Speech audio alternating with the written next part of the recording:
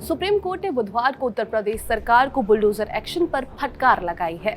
Supreme court ने सड़क अतिक्रमण को लेकर यूपी के अथॉरिटी द्वारा याचिकाकर्ता के घर पर बुलडोजर से तोड़े जाने पर नाराजगी जाहिर करते हुए कहा है कि यूपी सरकार ने जिसका घर तोड़ा है उसे 25 लाख रुपए का मुआवजा दे। दरअसल मामला यूपी के महाराजगंज जिले का है, जहां सड़क चौड़ीकरण प्रोजेक्ट के लिए घरों को बुलडोजर के जरिए ध्वस्त किया गया था। इस मामले में मनोज टिब्रेवाल आकाश की ओर से रिट याचिका दायर की गई थी, जिस पर सुप्रीम अदालत सुनवाई कर रही थी।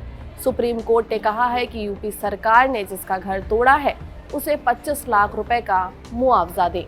सीजेआई डीवाई चंद्रचूड़ ने कहा है कि आप कहते हैं कि वो 3.7 वर्ग मीटर का अतिक्रमण करता था। हम इसे सुन रहे हैं लेकिन कोई प्रमाण पत्र नहीं दे रहे हैं। पर आप क्या इस तरह लोगों के घरों को कैसे तोड़ना शुरू कर सकते हैं? ये अराजकता है, किसी के घर में घुसना। सीजीआई ने कहा है कि ये पूरी तरह से मनमानी है। उचित प्रक्रिया का पालन कहाँ किया गया है? हमारे पास हलफनामा है जिसमें कहा गया है कि कोई नोटिस जारी नहीं किया गया था। आप केवल साइट पर गए थे और लोगों को सूचित किया था। हम इस मामले में दंडात्मक मुआवजा देने के इच्छुक हो सकते हैं। याचिकाकर्ता के वकील ने मामले की जांच का आग्रह किया है। सीजीआई ने राज्य सरकार के वकील से पूछा कितने घर तोड़े। राज्य के वकील ने कहा कि 123 अवैध निर्माण थे। जस्टिस जेबी पारदीवाला ने कहा कि आपके ये कहने का आधार क्या है कि ये अनअधिकारित था? आपने 1960 से क्या किया है? पिछले 50 साल से क्या कर रहे थे? बहुत अहंकारी राज्य को एनएचआरसी के आदेशों का कुछ सम्मान करना होगा।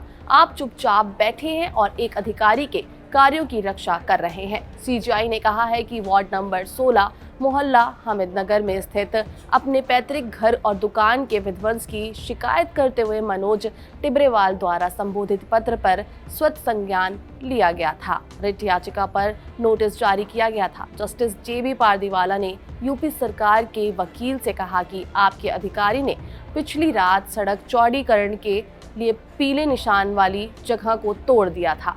अगले दिन सुबह आप बुलडोजर लेकर आ गए। ये अधिग्रहण की तरह है। आप बुलडोजर लेकर नहीं आते और घर नहीं गिराते। आप परिवार को घर खाली कराने का समय भी नहीं देते। चौड़ीकरण तो सिर्फ एक बहाना था। ये इस पूरी कवायद का कोई कारण नहीं लगता। सीजीआई ने आदेश में कहा है कि इस मामले में जांच करने की आवश्यकता है।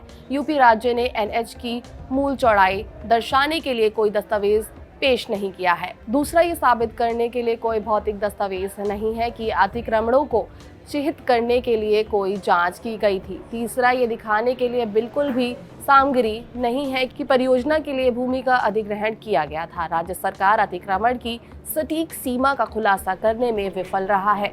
अधिसूचित राजमार्ग की चौड़ाई और याचिकाकर्ता की संपत्ति की सीमा जो अधिसूचित चौड़ाई में आती है। ऐसे में कथित अतिक्रमण के क्षेत्र से परे घर तोड़ने की जरूरत क्यों थी? एनएचआरसी की रिपोर्ट बताती है कि तोड़ा गया हिस्सा 3.75 मीटर से कहीं अधिक था। तो इस वीडियो में इतना ही। देश दुनिया की तमाम बड़ी खबरों के लिए देखते रहिए दैनिक जागरण।